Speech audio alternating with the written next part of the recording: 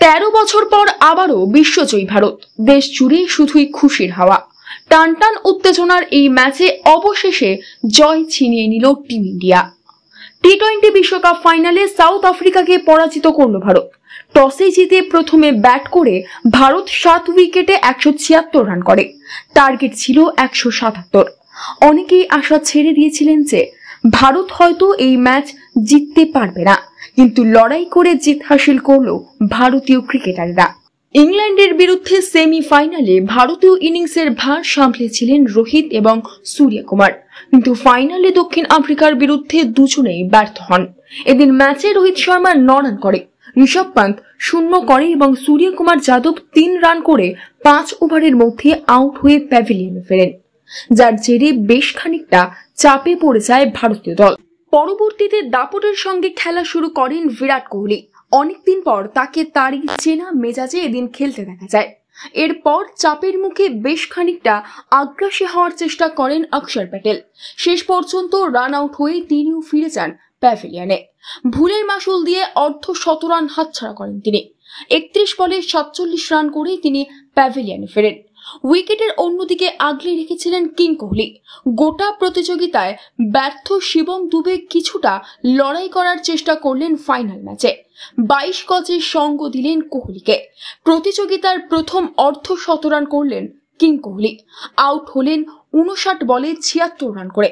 তার ব্যাট থেকে এলো 6টি 4 এবং 2টি ছক্কা।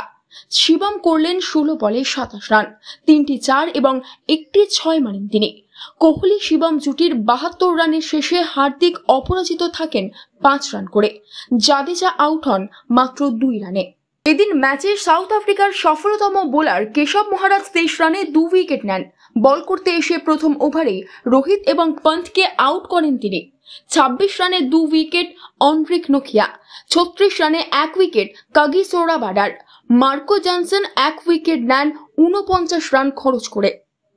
জয়ের জন্য 177 রানের লক্ষ্যে ব্যাট করতে নেমে শুরুতেই জোড়া উইকেট হারায় দক্ষিণ আফ্রিকাও। রেজা হেন্ড্রিক্সকে আউট করেন জসপ্রীত বুমরা।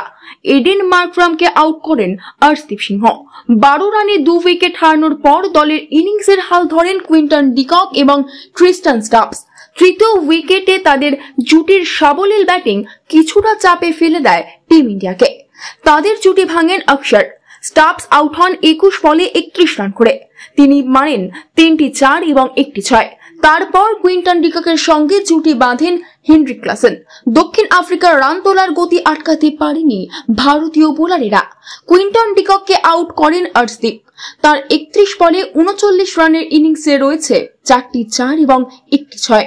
তাতেও বিশেষ লাভ হয়নি। ক্লাসেনের আগ্রাসী ব্যাটিং ভারতকে বেশ কিছুটা চাপে রাখে।